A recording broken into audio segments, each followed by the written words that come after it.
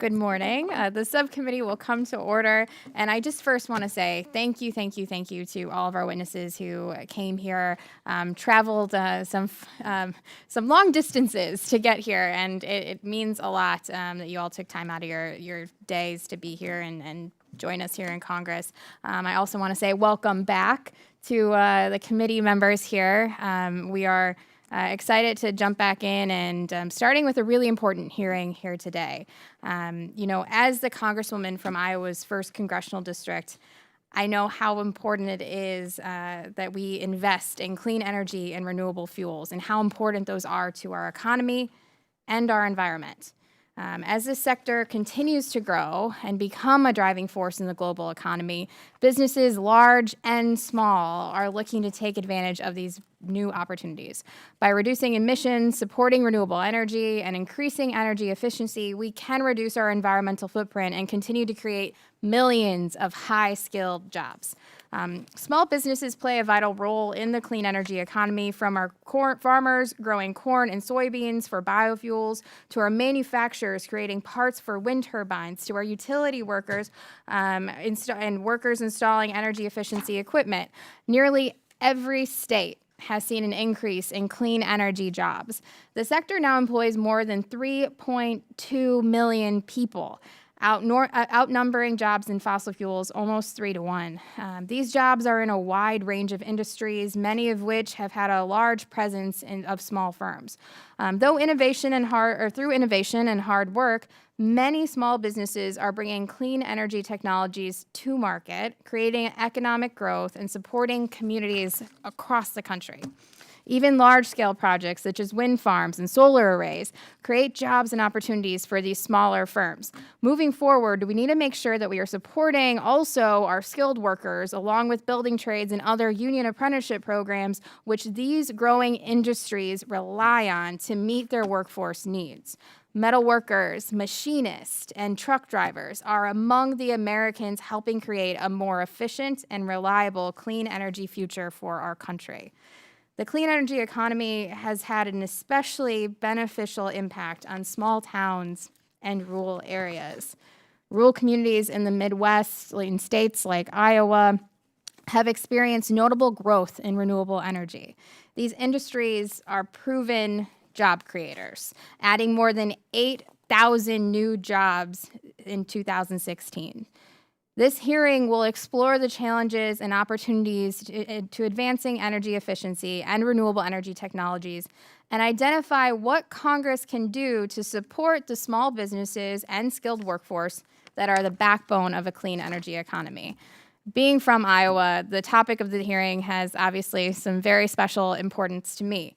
Our state is a leader in clean and renewable energy thanks to our strong agricultural industry, investments in wind and solar energy, and strong support from both the public and private sectors. Over a third of the energy generated in Iowa, over 36%, comes from wind. That's more wind energy than any other state, and I do have to note, no, wind energy does not cause cancer. Sadly, I jokingly say that, but unfortunately, we need to say that. I know that is something that the administration and our president has talked about, and it's not true. The facts are that wind energy is good for our communities and good for the environment, and something that we should be respecting and supporting, not making fun of or creating false lies about. We also lead the nation in the production of biofuels, with 4.35 billion gallons of ethanol production and 365 million gallons of biodiesel production in 2018. Renewable fuels make a significant contribution to the Iowa economy. Biofuels support 48,000 jobs in Iowa and have become a critical domestic market for corn and soybeans. However, our renewable fuel sector is facing hard times, which makes this hearing especially timely.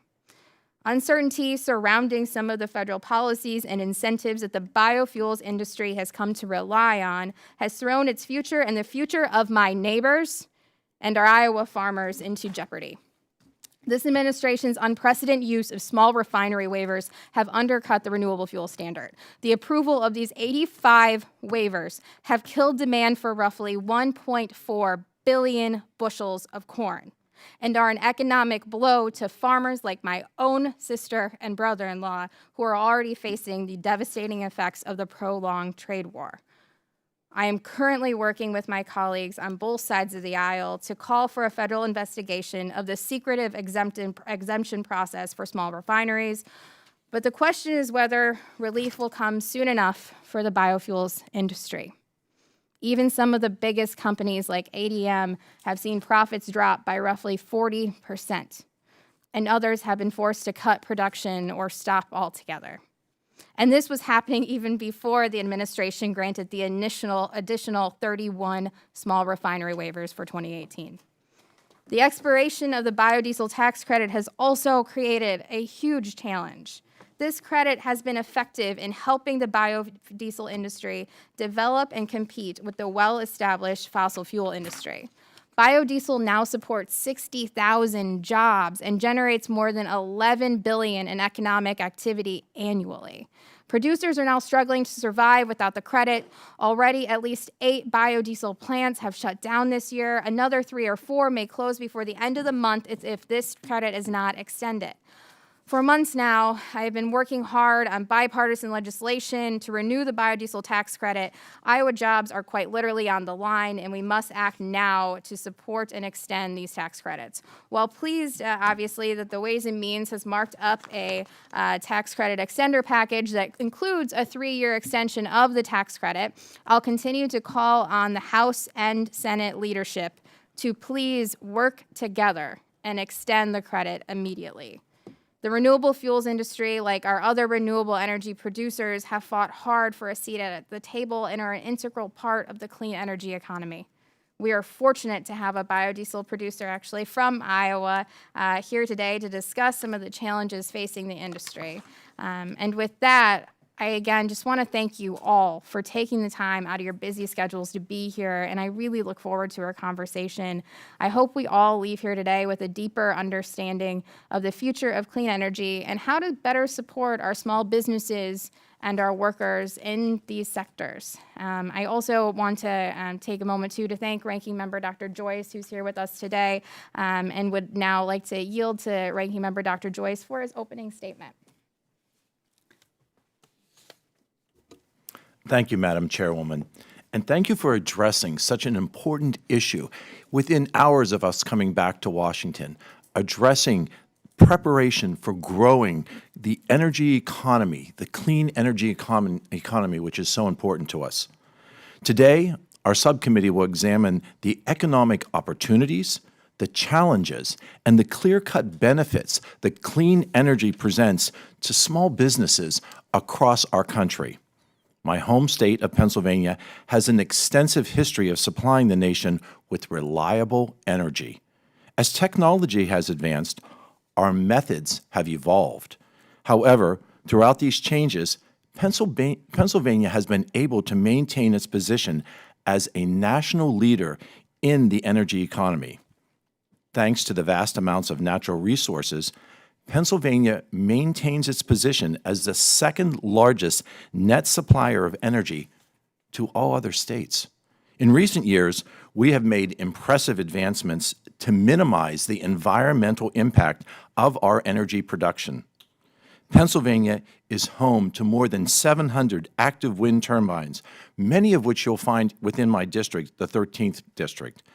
We rank second in the nation in nuclear power generating capacity, and we continue to see that Pennsylvania's private businesses expand their use of solar energy. Pennsylvania is second only to Texas in expanding natural gas reserves, which have more than tripled from 2011 to 2017. And thanks to the development in the Marcellus shale industry, that has successfully occurred. The development of natural gas in Pennsylvania not only is expanding economic opportunities, but it's also helping to drive declining CO2 emissions in the U.S. power sector. According to the EPA, aggregate national emissions of the 6 common pollutants alone dropped an average of 73% from 1970 to 2017, while the gross domestic product grew by over 300%. The emissions reductions have led to dramatic improvements in the quality of the air that we breathe. Between 1990 and 2017, national concentrations of air pollutants improved 80% for lead, 77% for carbon monoxide, 88% for sulfur dioxide, 56% for nitrogen dioxide, and 22% for ozone. As a physician, I understand the importance of clean air for the health of all Americans. And at the same time, we must be careful to balance our desire to reduce emissions with common sense, reasonable reforms that remove regulatory barriers and allow the free market to drive our solutions.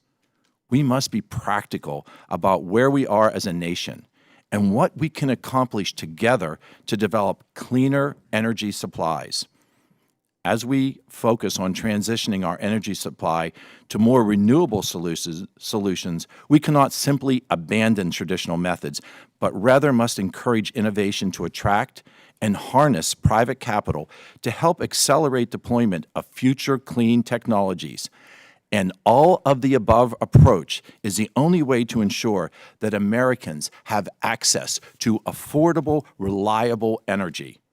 Today, the witnesses will discuss their experiences in the clean energy economy and give us insight in what works best for ensuring that America has reliable and secure energy portfolio. It is clearly a privilege to welcome my fellow Pennsylvanian and Penn State alumnus, Dave Spiegelmeier, as one of our witnesses, who will share a firsthand account of the important role of natural gas in central and western Pennsylvania. I look forward to learning from each and every one of you today and having a productive discussion on this very important issue. With that, Madam Chairwoman, I yield back. Thank you, Dr. Joyce. The gentleman yields back. And if subcommittee members have an opening statement prepared, we would ask that they be submitted for the record. I would again just like to take a minute to explain the timing rules here as we move forward. So each witness gets 5 minutes to testify, and the members get 5 minutes for questioning. There's a lighting system right in front of you to assist you. The green light will be on when you begin, and then the yellow light comes on when you have 1 minute remaining. The red light comes on when you're out of time, and we ask that you stay within the time frame to the best of your ability. I would now like to introduce our witnesses. Our first witness is Dr. Lynn Abramson. She is the president of the Clean Energy Business Network, the small business voice for the clean energy economy, representing over 3,000 businesses in all 50 states and across a diverse suite of technologies and services in energy efficiency, renewable energy, natural gas, and other advanced energy and transportation sectors. Dr. Abramson has earned a BA in biology from Boston University and a PhD in marine and atmospheric sciences from Stony Brook University, where her research on carbon cycle processes spurred her interest in advancing low-carbon energy solutions. Thank you for joining us today, Dr. Abramson.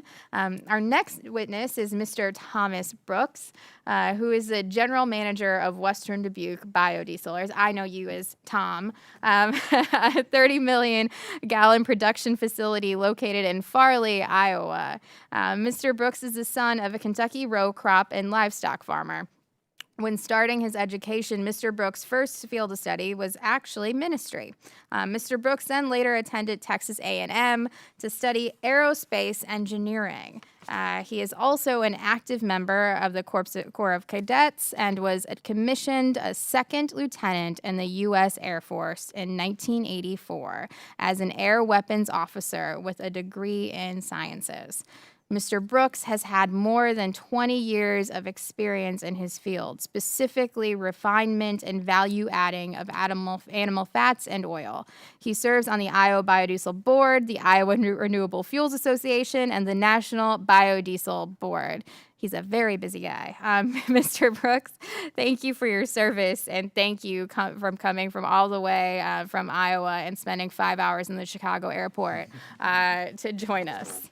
Our third witness today is Mr. Michael Williams, the Deputy Director of the Blue-Green Alliance, an organization that unites America's largest labor unions with influential environmental organizations to solve environmental challenges in ways that create and maintain quality jobs and build a stronger economy. Mr. Williams oversees the development of the organization's policy and legislative agenda, as well as the organization's revenue and fundraising efforts. He has an extensive background on issues related to climate change, clean energy, infrastructure, one of my favorites, and procurement policies, including overseeing the launch of BGA's landmark policy initiative, Buy Clean, a first-of-its-kind policy that was signed into law in California in 2017. Mr. Williams, thank you so much for being here. I now yield to Ranking Member Dr. Joyce to introduce our final witness today. Thank you, Madam Chairwoman, again. Our fourth witness today is David Spiegelmeier, president of the Pittsburgh, Pennsylvania-based Marcellus Shale Coalition, or MSC, the region's largest shale development trade association. Mr. Spiegelmeier was instrumental in founding of the MSC in 2008 and has served as the organization's chair, vice chair, and as lead as its legislative committee.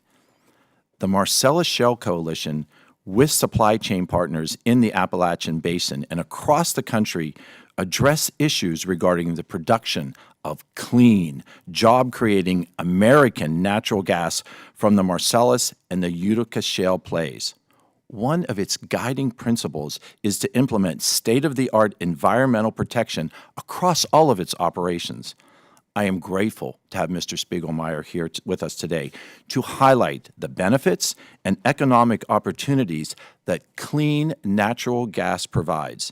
Mr. Spiegelmeier is a native of Clearfield County, Du Bois, and a Penn State alum, as in we are. He now lives in the southwestern Pennsylvania area with his wife and 2 children. I thank him as well for traveling to be with us today, and I am looking forward to hearing his expert insights about clean natural gas. Thank you, Madam Chair.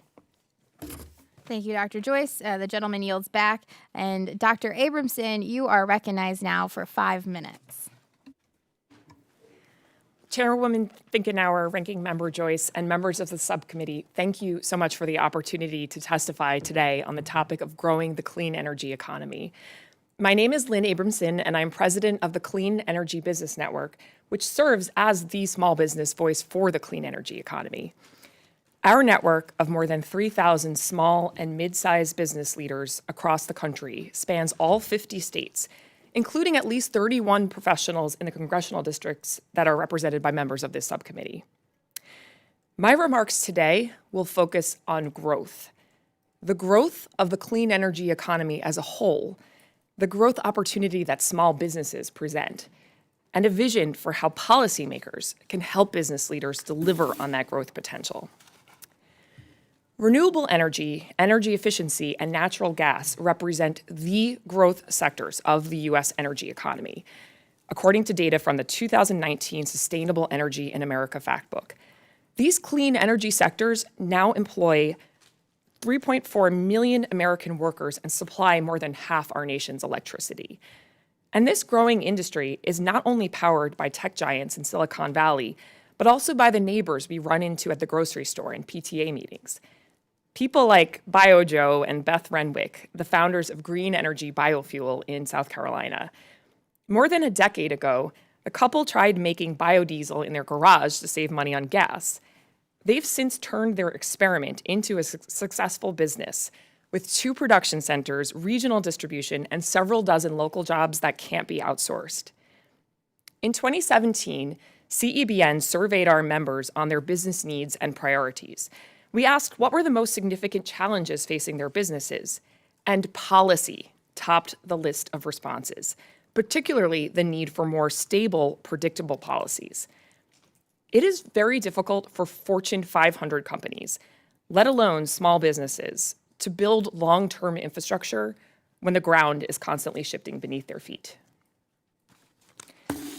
My written testimony outlines detailed policy recommendations, relevant business case studies, and provides links to letters from hundreds of small businesses. But in brief, here are some of the most important ways Congress can accelerate the growth of the clean energy economy and the small business opportunities within it. First, reinstate and extend expired clean energy tax incentives and clarify that energy storage and waste heat to power qualify for the Section 48 investment tax credit. Second, provide robust funding in FY 2020 for the Department of Energy overall and key research, development, and commercialization programs within the agency. I'll note that the congressional districts represented by members of this subcommittee have attracted more than $1 billion in DOE grants over the past 5 years. Third, across all federal programs relating to infrastructure, such as the Farm Bill, disaster recovery legislation, transportation bills, promote the adoption of clean, readily available technologies that will improve energy reliability, security, and flexibility. And finally, establish stable, predictable energy policy goals that encourage market-based approaches and allow businesses to innovate and compete to offer the most effective, affordable solutions. There is nothing more fundamentally American than a small business owner setting out to build a company. We are a nation that believes that any challenge can be overcome with sufficient ingenuity and grit, and that anyone can rise to success with a good idea and enough dedication. But the right opportunities need to exist. We need lawmakers to stand beside our nation's small businesses and provide the opportunity to compete and grow in the U.S. clean energy economy. Thank you again for offering me the opportunity to testify, and I look forward to addressing your questions. Thank you, Dr. Abramson. And now I'd like to recognize Mr. Brooks for 5 minutes. Good morning, Chairwoman Finkenauer, Ranking Member Joyce, and members of the committee. Thank you for inviting me to testify today. Thank you for considering biodiesel industry as an important component of the clean energy economy. Small biodiesel producers are here today delivering clean energy and economic development. Biodiesel producers can be a giant driver of economic opportunity in rural communities. All we need to continue delivering these benefits now and for the future is stable policy. My name is Tom Brooks. I'm the General Manager of Western Dubuque Biodiesel, a small business in Farley, Iowa. Western Dubuque was formed by a group of Eastern Iowa farmers and local business people. In June of 2006, we raised capital from 557 investors, all whom live within 45 miles of the facility. The investment was a significant investment opportunity for a town of 1,500 people. Today, Western Dubuque employs 24 workers at the plant, plus 28 contract drivers, for a combined payroll of $3.7 million. We purchase feedstocks, soybean oil, and catalyst from local suppliers, again adding value to the state's economy. The employment and economic opportunities are only part of how we support the local community. Western Dubuque pays more than $200,000 in taxes to the city of Farley each year. Additionally, we paid for the city's new water tower fund and the local Western Dubuque school expansion. I feel it's fair to say that the town would not be able to afford the new water tower and the school expansion were it not for our company and its contributions. Our small business is a large economic presence in our small community.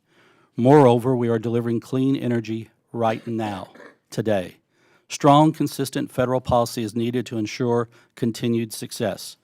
Congress created the Renewable Fuel Standard and the biodiesel tax incentive with the intent to reduce the transportation sector's carbon emissions and build a rural economy.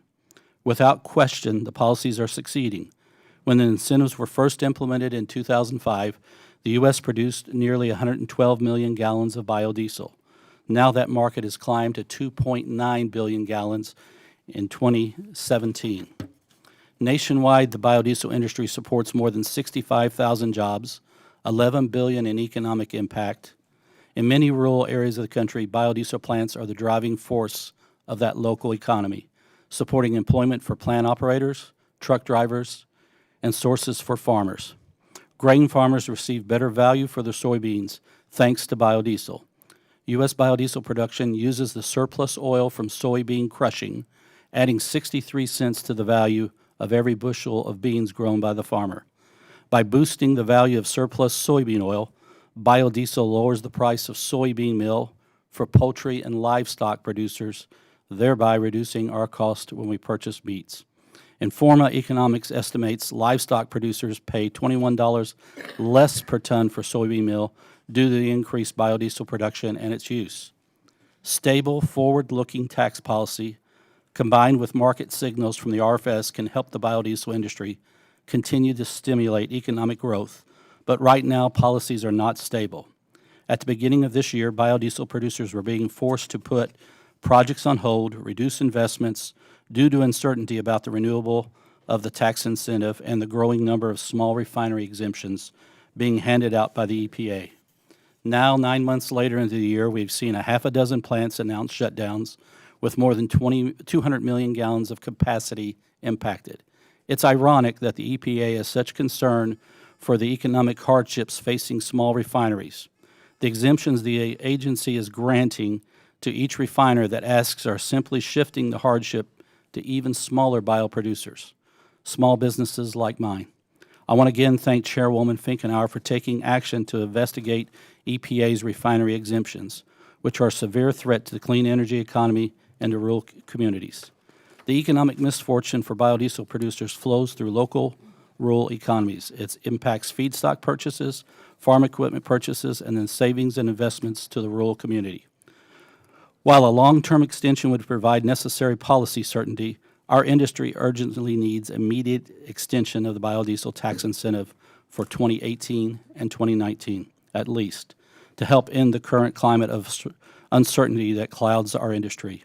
I want to thank once again Chairwoman Finkenauer for her leadership in fighting to renew that credit. I would like to emphasize that there are successful policies in place to support clean energy and jobs at home, primarily through small businesses like mine. That progress, however, is in jeopardy without quick reinstatement of the biodiesel tax incentive and stable RFS policy over the long term. Thank you for the opportunity to submit my testimony. Thank you, Mr. Brooks. I appreciate it. And I'd now like to recognize Mr. Williams for 5 minutes. Thank you, Chairwoman Finkenauer, Ranking Member Dr. Joyce, and distinguished members of the subcommittee. My name is Mike Williams. I'm with the Blue-Green Alliance. Thank you for convening this hearing today regarding the opportunities that the clean energy economy can provide.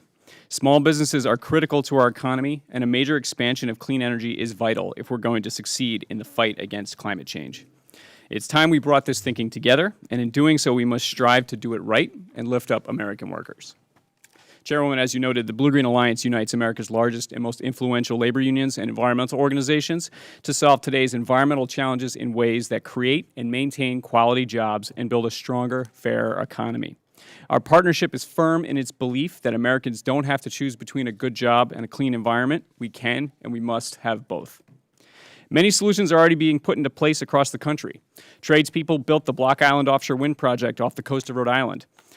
Auto workers are on the factory floors building cleaner cars and trucks in Michigan. Previously unemployed workers in St. Louis and Los Angeles are gaining access to high-skilled jobs in energy efficiency retrofitting, pipe fitting, and transit manufacturing, while companies across the country are manufacturing methane mitigation technologies. These are all good jobs building a clean energy and climate-resilient economy today. And many of these industries provide key opportunities for small businesses. Let's take 2 examples. First, the methane mitigation industry. Methane is an incredibly potent gas that is the second largest contributor to climate change. Reducing methane emissions can reap economic benefits for workers, businesses, and communities across the country. Our research has found that the adoption of technologies and practices to reduce methane at new and modified oil and gas facilities would create over 50,000 jobs over the first decade of full implementation. Many of these jobs would be in the methane leak detection and repair industry. Research has found over 130 companies with customers in almost every state in this growing field. More than 1/3 of these businesses were founded within the last 6 years, and the majority of them are small businesses. And these are good jobs. The median hourly wage for the industry is $30.88, compared to $19.60 for all U.S. jobs. Second, companies across the country are manufacturing and providing services to improve the energy efficiency of our nation's housing and building stock and industrial facilities. Energy efficiency improvements support existing jobs, increase the quality of jobs created, and reduce pollution. Local communities can also capture the benefits of energy efficiency retrofits, including lower utility bills, improved tenant health, and increased economic development.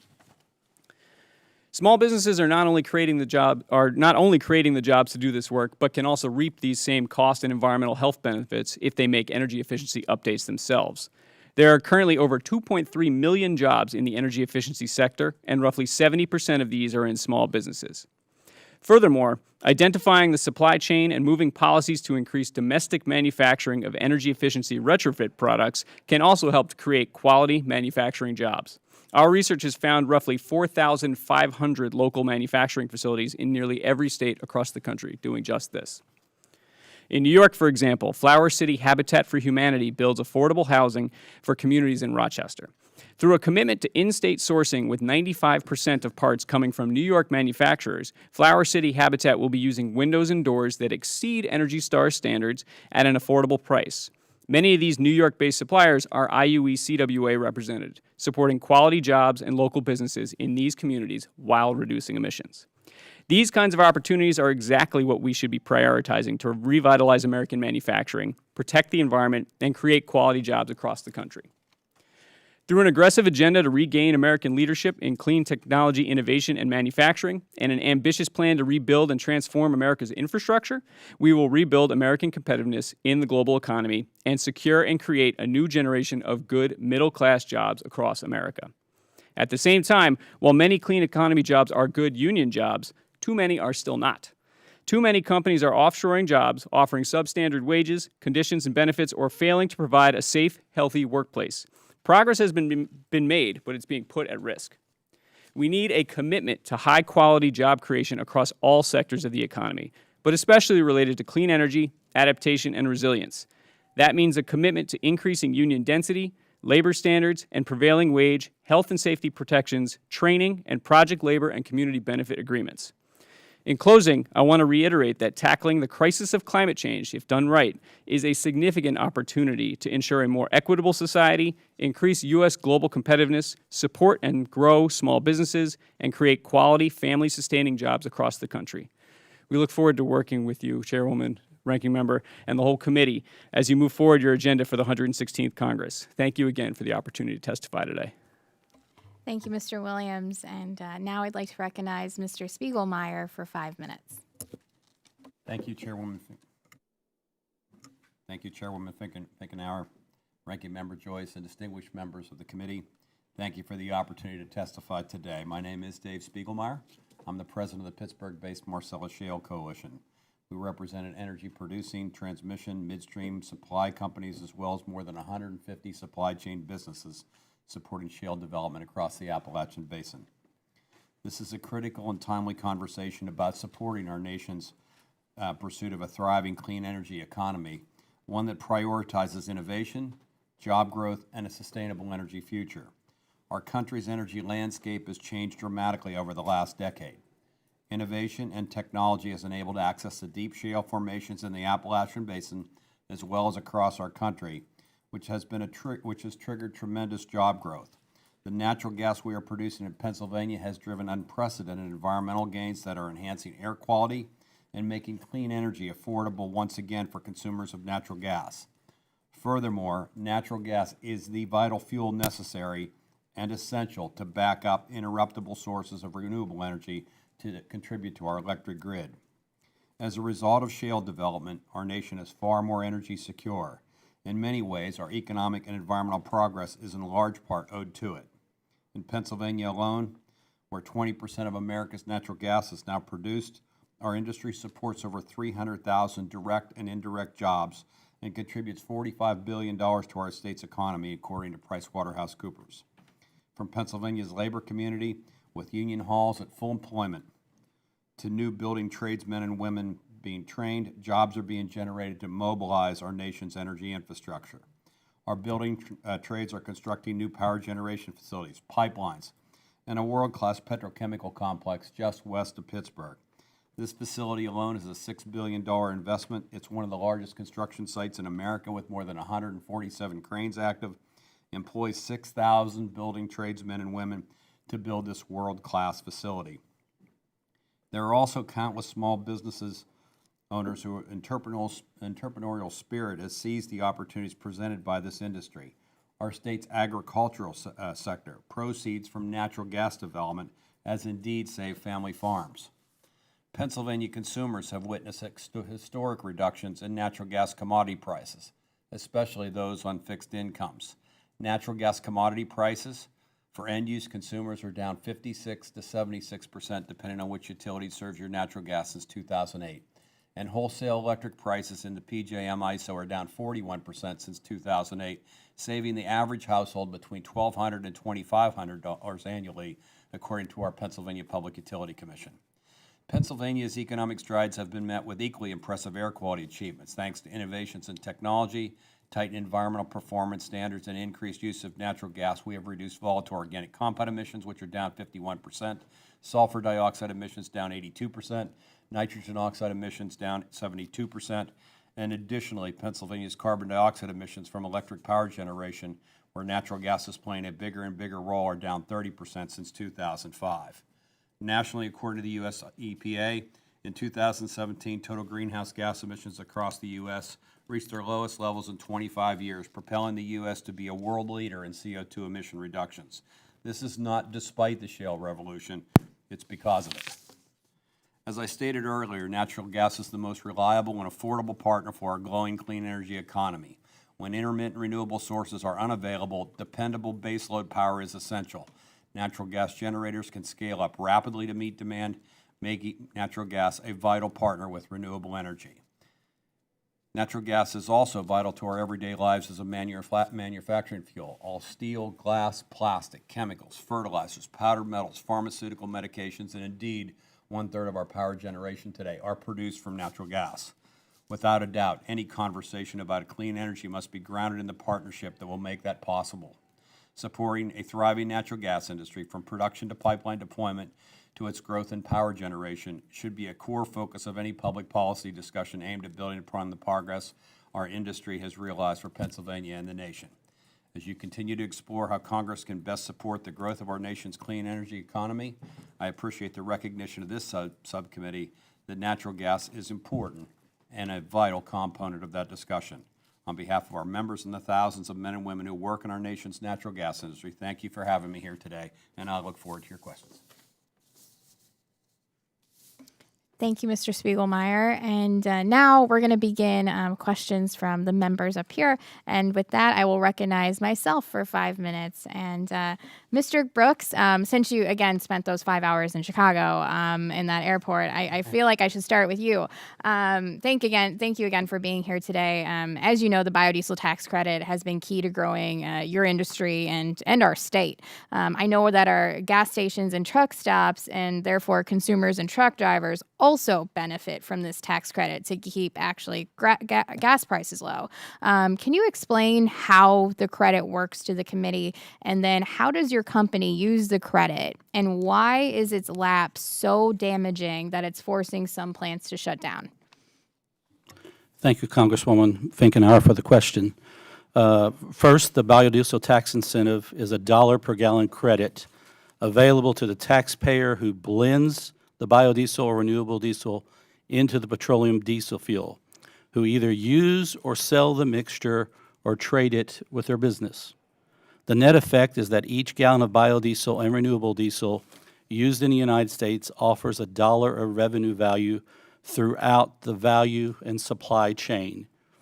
Secondly, the flexibility of the incentive, which is extended prospectively, spurs both investments in production when the producer claims a portion of the credit, and in the blending infrastructure when the discretionary blender uses a portion of the credit.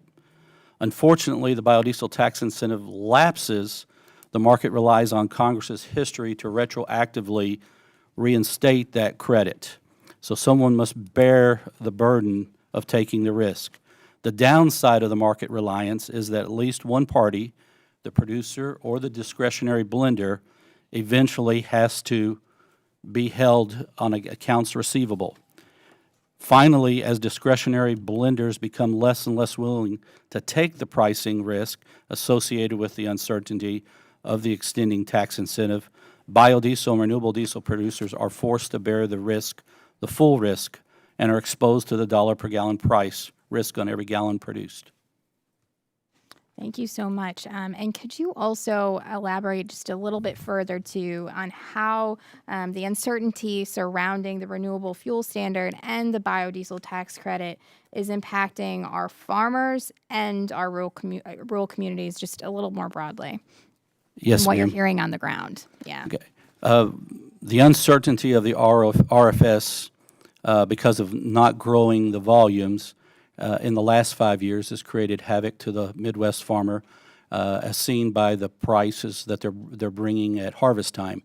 They're in the red as compared to the first 5 years of the RFS.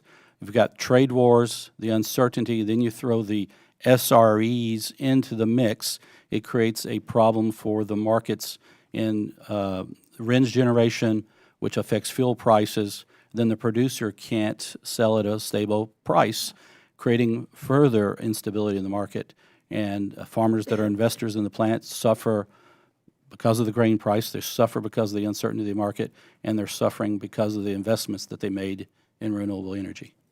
Thank you. And actually, something that I learned when I was visiting you guys at the plant not that long ago had to do with something that we're watching very closely with the Department of Commerce. Right now, I understand that they are considering reducing countervailing duty rates on biodiesel from Argentina. As you know, Argentina's policies were undercutting American biodiesel producers, and the current countervailing and anti-dumping duty orders were meant to level the playing field. In the short time that they've been in place, I understand that the rates have been successful in keeping out these unfairly priced imports. Can you tell us if the Department of Commerce moves forward with reducing these rates, what impact will that have on Western Dubuque Biodiesel and other small businesses like yours? Good question, Chairwoman.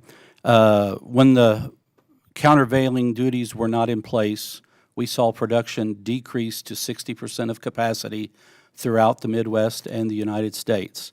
So the differential tax credit that Argentina had allowed the feedstocks, i.e. biodiesel, to come into the United States cheaper than the farmer could even grow the bean and have the oil crushed from. And as a result, discretionary blenders were taking advantage of the market, driving prices down with cheaper imports coming into the country.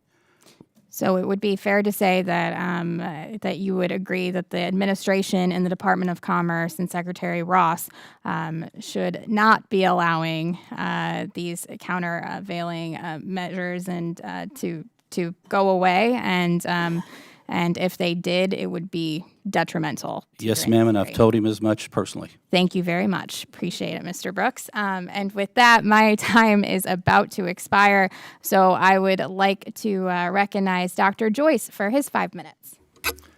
Thank you, Chairwoman Finkenauer. Mr. Spiegelmeier, you piqued my interest with some information that you discussed with the expanding shale industry in Pennsylvania. You talked about the positive impact on agriculture. Now realize this subcommittee is also addresses agricultural issues and entrepreneurship. Would you please explain more what you were talking about in that? Yeah, when leases are taken, bonus payments are paid. In Pennsylvania, it's exceeded $5 billion to mineral owners and landowners across the Commonwealth of Pennsylvania. And my comment was it is indeed saved family farms, and that's my experience. As well, royalties are paid. On average, 15% of the production royalties go back to the mineral owner, and that too has provided valuable income back to consumer or back to mineral owners in the Commonwealth of Pennsylvania. During my time in the district work period in August, I had the opportunity to visit the new petrochemical plant that Shell is building in western Pennsylvania. Can you talk about the economic impact of that on community and actually on the nation at large? Sure. It's the first of its kind petrochemical complex that's being built just to the west of Pittsburgh. About 70% of plastics manufacturers are located within 700 miles of Pittsburgh, yet they've had to transport the raw materials for plastics manufacturing to that region via truck. The savings on a cost of goods sold is about 1.3% right out of the gate, but the jobs being generated at that site, the downstream jobs that will likely flow from that are extraordinary. That plant's expected to be complete in 2022. And I would share that it's not just the investments at a $6 billion facility like that. We've written the obituary for manufacturing in the Appalachian Basin for the last 4 decades, and today we're writing birth announcements up and down the Ohio River. We've got not only the $6 billion that's been invested at that facility, we've got $1 billion now being invested by U.S. Steel. We've got the savings of the Marcus Hook Industrial Complex just outside the Philadelphia airport. We've got $13 billion of new power generation facilities. Again, we produce about 250% of the power that we use in Pennsylvania, and it's saved consumers up and down the PJM ISO, 41% on their wholesale energy costs.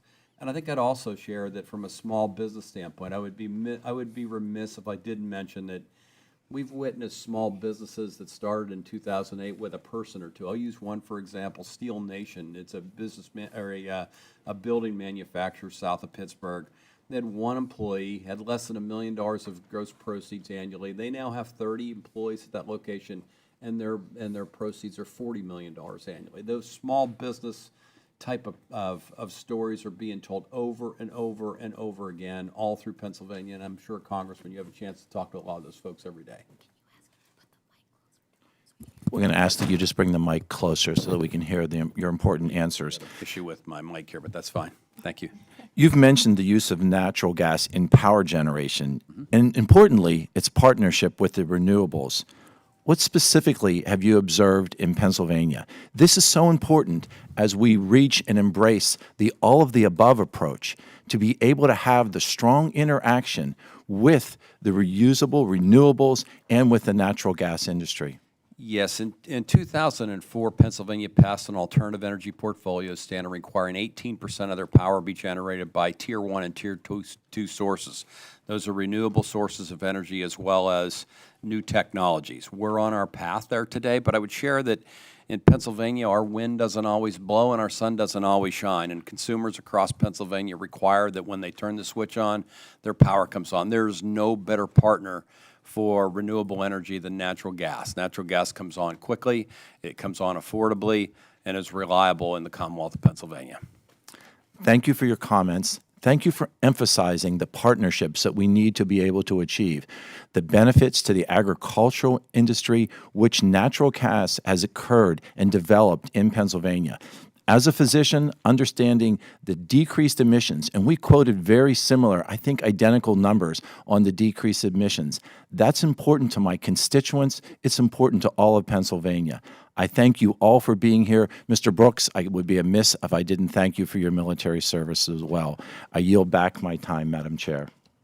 Thank you, Dr. Joyce. And with that, I'd like to recognize Representative Angie Craig for 5 minutes. Thank you so much, Madam Chairwoman. Thank you to all of you for being here. And Mr. Brooks, I wanted to start with you. As a member of the Ag Committee, it's an honor to fight for family farmers in Minnesota. I want to direct my question and also just applaud the chairwoman for her work on biodiesel and specifically her bill to provide the 2-year extension of the biodiesel tax credit, of which I also am an original co-sponsor. As you mentioned, Congress had previously extended the tax credit retroactively for 2017, but it expired in 2018. You noted in your testimony that the biodiesel's blender's tax incentive has helped achieve the desired goal of expanding domestic production of clean energy resources and jobs here at home. I know Chairwoman Finkenauer and I have frequently pushed for quick action, but I'm curious to hear what you think stands in the way at this point of getting this tax credit extended or reauthorized, and how does that lack of certainty impact small businesses? Excellent question. Thank you for being a co-sponsor on the bill. I can't answer why it hasn't happened specifically, but I can tell you what the impact is for it not being extended. We've seen years where the credit has lapsed 7 of the last 11 years, which has the effect of coming in December or January and February, which brings no value to the producer or the blender, missing gallons, and it creates an uncertain market for the person buying downstream because they don't know if the credit is coming Should they buy the gallon or not buy the gallon? So I sell to discretionary blenders who take on a portion of that credit just like I do. So we have an accounts receivable that's out for 21 months. It's hard to run a business when you have a receivables out 21 months, even for a discretionary blender and other small businesses like ours. So getting it restated would be greatly appreciated. Thank you. Mr. Williams, I wanted to ask you, thank you for what you do at the Blue-Green Alliance as well. How do we prepare the current and future workforce? I spent about 4 years as the head of HR for a major organization in Minnesota, but how do we prepare American workers to be part of this growing clean energy economy? Thank you, Congressman, for the question and for your work. We're founded in Minnesota, so we appreciate your service there as well. A public investment in training and preparedness, plan development, economic development, but especially that point on training is incredibly important to this. And it's incredibly important that when the federal government invests in training and workforce development, it does so in partnership with local communities, with unions, with registered apprenticeship programs, with community colleges, and especially leaning on working with unions and specifically registered apprenticeship programs in the construction and building trades industries because there's a significant amount of expertise there. And we want to be able to lift up the expertise and the work that's already happening. So there's a number of pieces of legislation that have done this, but that would be what I would recommend. Thank you. And then finally, I just wanted to say, Dr. Abramson, thank you for presenting the DOE grants. It was incredibly enlightening, and I got to figure out what we're doing in the 2nd Congressional District and help us get more of those grants. So thank you. Madam Chair, I yield back. Thank you, Congresswoman Craig. And with that, I will recognize Representative Jim Hagedorn for 5 minutes. Thank you, Madam Chair. It's a pleasure to be here. Thank the witnesses.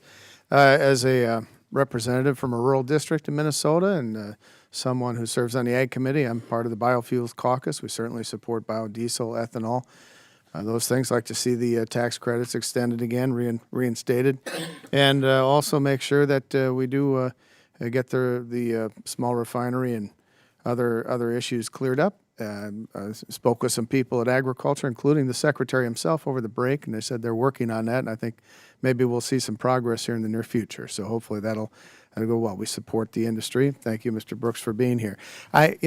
Small business does depend on energy, all of the above. And back talking on the break, manufacturers, it doesn't matter. Trucking companies, everybody, they need abundant, reliable, low-cost energy. And sometimes I think we get a little conflicted where we feel, and maybe there's folks think that the world's coming to an end and we have to make all these big changes, Green New Deal and all that, and that I guess could drive making changes at any cost. But I don't believe in that. I think we need to be efficient, and we need to do things that are going to be right for our economy and right for our consumers and everyone else. So all of the above makes sense to me in keeping downward pressure on the cost of energy, because when the price of energy is inflated needlessly, the price of every cost and service in our economy goes up, takes money out of people's back pockets, makes us less competitive around the world.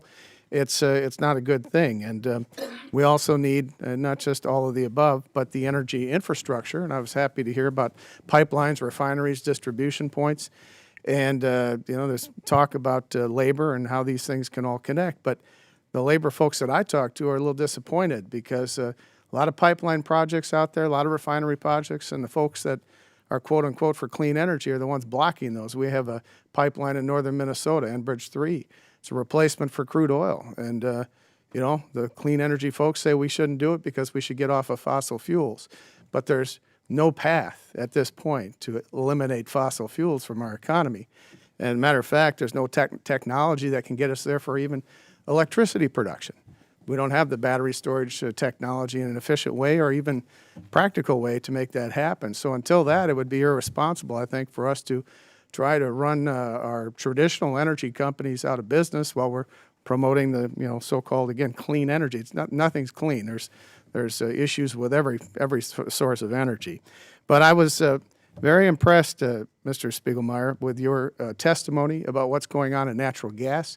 and the way that great American technology is being used to first locate that gas and go get it, and then driving down emissions, driving down costs, providing the base load power that's necessary in order to make sure that our small businesses and consumers and everybody can rely on that. One of the things, again, I see in conflict is that some of the folks that would like us to move from, let's say, coal-fired power plants to natural gas, think that's a good move, but then they don't support fracking. What's your opinion of that? I mean, right now, don't we have about a 300-plus year reserve of gas that we predict, and we're exporting it and all these other things? It's a great reflection, Congressman. I would share that we've gone from a period of high price and lack of supply to a period of abundance and affordability, all driven by technology.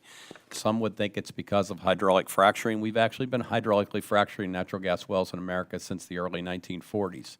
Hydraulic fracturing certainly plays a role in releasing not only natural gas but liquid hydrocarbons to the surface. But the technology changes in production today are the ability to turn a drill bit horizontally to produce far more than anyone ever thought possible through unconventional horizontal development. And as you mentioned, reserves in the neighborhood of 300-plus years are certainly possible through this technology. I would share with you that we put this coalition that I represent 10 years ago. None of us thought that Pennsylvania could go from 180 BCF of production, or billion cubic feet of production, to over 6 trillion cubic feet of production in 10 years. We're now the #2 producer of natural gas in America as a result of that technology improvement.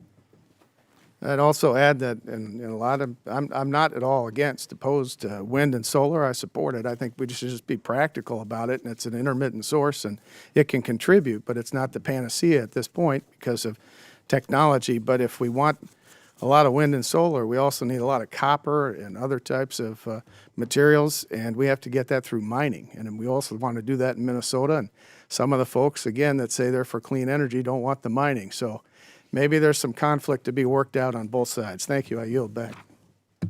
Thank you, Representative Hagedorn. And with that, I will recognize Representative Jarrett Golden, who is the chairman of the Subcommittee on Contracting and Infrastructure. Again, one of my favorites, for 5 minutes. Thank you, Madam Chair. Mr.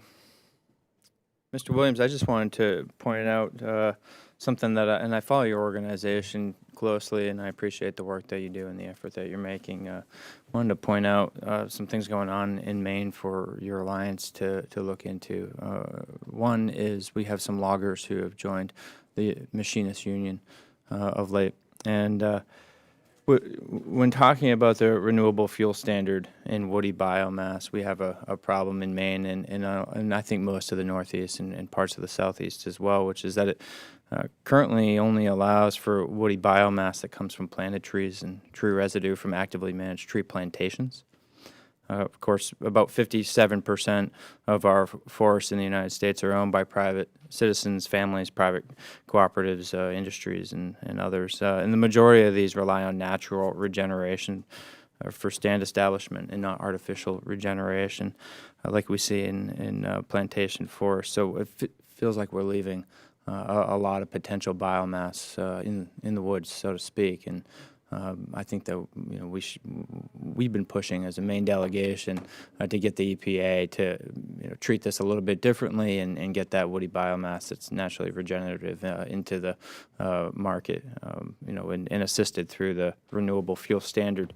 And I would also point out for your organization's interest that this isn't just about the loggers, but the biomass facilities themselves, some of which are going out of business as investors look elsewhere where there are other energies that are reliable, can be supported through the renewable fuel standard and other tax incentives and others that just aren't being prioritized for biomass. In addition, we got the sawmills and a lot of other forest products manufacturers, many of whom are union, to include like steelworkers, boilermakers, machinists, electricians, and others. But I just think there's some space for you to get involved and step in and be supportive of some of these changes. So I wanted to share that with you. And I'm also excited about growth of solar in the state of Maine. But there's a lot of talk about the need for some apprenticeship programs and others as we see that growing workforce coming into our state. There's a workforce shortage and a need for apprenticeship opportunities and others. So don't forget about Maine is all I would say about that. Dr. Abramson, I wanted to ask you just about your membership in general. Do you have a lot of members that directly use biomass or provide equipment or services to clients who generate with biomass? And also, we have a great bill. Senator Angus King sponsors the Biomass Thermal Utilization Act, which would add tax incentives for the installation of energy-efficient wood boilers, stoves, and heaters, residential and commercial. So maybe you'd be supportive of that as well. Yes, thank you so much. And just to note on that last point, I mean, we are supportive of across the board incentivizing energy technologies. The incumbent energy industries have historically enjoyed tax credits, and that's been incredibly valuable in promoting economic development and the growth of new industries in this country.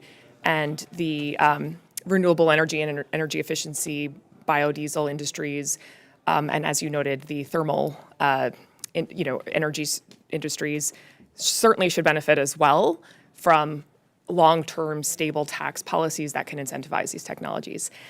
To your earlier question regarding our membership, it's quite diverse. We have renewable energy, energy efficiency, natural gas, combined heat and power, waste heat to power, biomass, biodiesel, storage, grid technologies, carbon capture. I mean, it's quite extensive, and it just speaks to the breadth of the clean energy economy.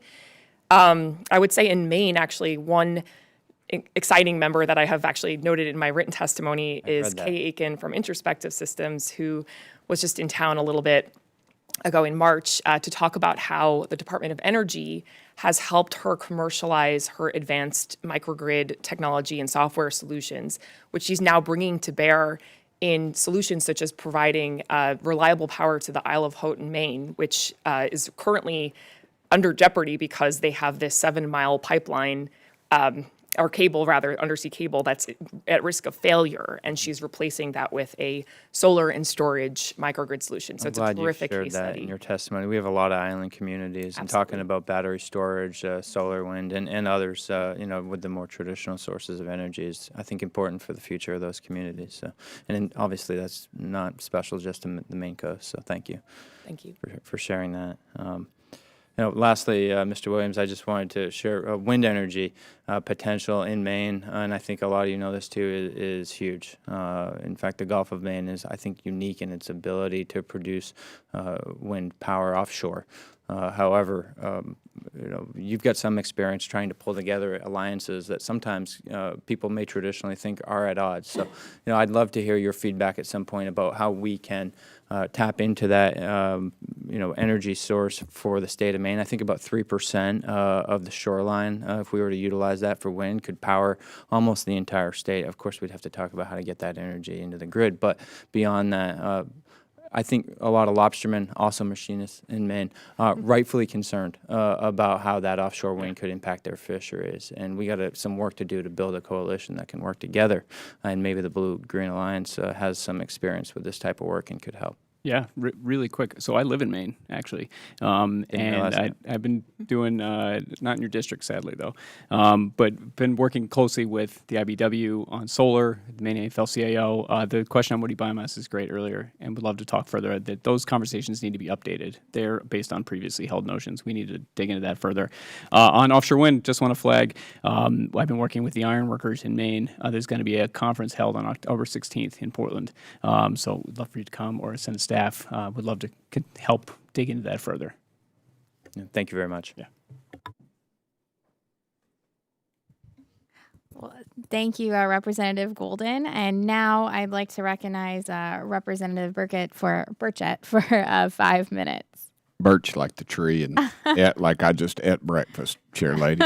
And I thank you for letting me poach your committee. I'm not a member of this committee, and I'm honored that you'd let me be here for a short moment. And thank you, Ranking Member Joyce, as well. Thank you. While I'm not a member of this subcommittee, I appreciate y'all allowing me to be here to discuss this important topic. I think there's plenty of opportunities in the clean energy economy for innovation, job growth, and growing small businesses across the country. And I know that there's going to be plenty of different approaches to doing all of this, and I'm hopeful whatever we do, we can keep our free market principles in mind when we look at different approaches. For example, I recently introduced the Carbon Capture Improvement Act. See how I worked that in there? I just worked that in there that I had a bill that dealt with this. This is a bill that would provide industrial facilities and power plants a financial incentive to invest in carbon capture and storage equipment. The goal here would be to invest in companies that are working to grow clean energy. I think we ought to incentivize businesses to lower carbon emissions rather than force it on them through more regulations that seem to just employ bureaucrats and not really accomplish what we attempted to do. And I'd suggest that I would like for y'all to take a look at them and see if you're interested in helping support this initiative. Aside from that, I'd like to know what you all see as the most important step we should be taking to ensure this sector is getting the support needed to continue to grow this economy. And I'll stop there. And ma'am, you're nodding your head, so why don't you just jump in? Well, I'd be happy to jump in. I think two areas that I noted in my testimony that are particularly critical. One includes appropriations. This is an area where there are some promising technologies. We do need to continue to invest in developing those technologies and bringing down costs. And we have some members not so much working in the larger carbon sequestration projects, although there are some very exciting ones out there, such as Net Power, which is developing a zero-emitting natural gas facility in Texas, which is very exciting. And then we have others that are investing in carbon capture utilization, so developing bioproducts or other materials out of carbon and sequestering it through that mechanism.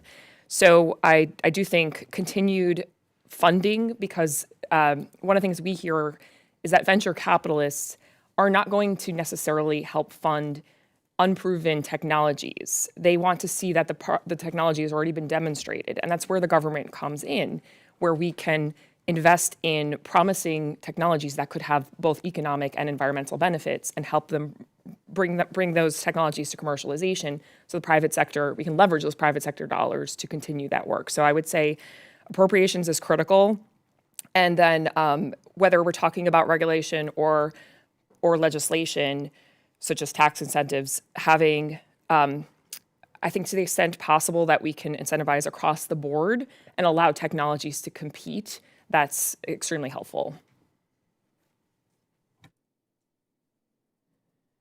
Anyone else?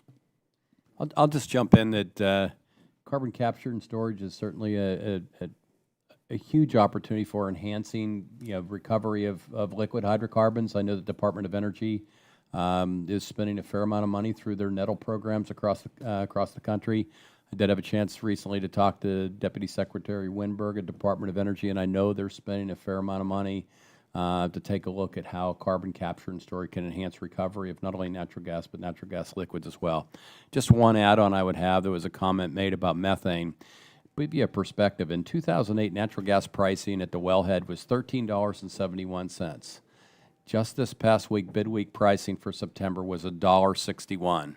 Operators in MySpace have every incentive to capture every single molecule of natural gas that they can capture because it's the product that they sell. They have an incentive to make sure they have technologies in place to make sure we're not allowing methane to escape into the atmosphere, and we're doing just that. Do we have any facts or figures on how much methane is being produced, I guess you'd say, anaerobically through our landfills? You know, it's a great piece that fits into the renewable portfolio standards of almost every single state in the country where, landfill gas is adding to power generation and new technology for business growth as well. I don't have a figure on how much that is, but it's significant, sir. Chair Lady, I'll yield back the remainder of my 4 seconds. Thank you, ma'am. Thank you, Representative Burchett. And thank you all so much for taking the time today. It truly does mean a lot that you all traveled all this way and to have your voices heard and to have us be able to ask you these questions that we think are very important for Congress to hear and learn from. And, you know, I just have to tell you, you know, as we start to look at tackling the unprecedented challenges that come with climate change and unpredictable weather, you guys know this. It is more important than ever before to continue to support our clean energy economy. But it's also more important than ever, too, to be here and listening to each other, and also making sure that we are tackling this in a way that we are listening to different districts throughout the country and bringing folks together about what works in their district, what they have been doing that has been working well, how do we do more of what works well, and how do we create the innovation necessary to tackle the changes that are needed to be made to, again, address climate change and make sure that, again, we are bringing folks together as we do it. I think it's incredibly important. And I'm just really grateful to all the members of the committee here today where we can have those conversations and the folks that wanted to, you know, again, testify. And there's a lot going on in all of our districts. I know I've got my friend in biodiesel here, but, you know, there's great work being done in wind and in solar and actually in methane capture too from our farmers as well. That's actually one of the first bills that I helped pass through the State House over 5 years ago. And these are the types of things that have been happening. We need to continue to support that innovation. And I'm just, again, very, very grateful. And also, on top of all of it, as we've heard here today, small businesses are at the forefront of the clean energy economy and some of this innovation, promoting new technologies in both renewable energy and energy efficiency. From the field to the factory floor, small businesses are playing a very key role. Our conversations today also underscored the fact that the clean energy economy supports millions of high-skilled workers and jobs. With the production of certain energies like wind and biofuels largely concentrated in rural areas, these industries can be a boon to small communities around them. Considering that job growth in rural areas continue to lag behind the rest of the country, clean energy is a real opportunity to stimulate economic growth in our rural communities. Federal and state investment and incentives for clean energy and energy efficiency have played a significant role in growing these industries and, in turn, supporting our small businesses. The testimonies that we heard today demonstrate why these incentives, like the biodiesel tax credit, must be consistent. Business owners need certainty. Mr. Brooks should not be guessing from year to year whether he can use this important credit. Our conversations today underscored the need for the biodiesel tax credit immediate extension, and I will continue to call for its passage in the House and in the Senate. The clean energy economy has an outside impact on Iowa's rural communities and our small towns, as we've discussed here today. And, you know, these growing industries will undoubtedly continue to be an important part of our country's economy for decades to come. This hearing is just one of the many steps that this committee is taking to look at how our small businesses and our entrepreneurs across the country, especially, again, those in rural areas, this is Rural Development, Ag Trade, and Entrepreneurship Subcommittee, continue to grow and thrive. I look forward to continuing to work with each of you on these important issues. And again, I just want to say thank you to Dr. Joyce for his work here in the committee today as well, and bringing perspective, again, from all across the country. And I'd now like to ask unanimous consent that members have 5 legislative days to submit their statements and supporting materials for the record. Without objection, so ordered. And if there is no further business to come before the committee, we are now adjourned. Thank you.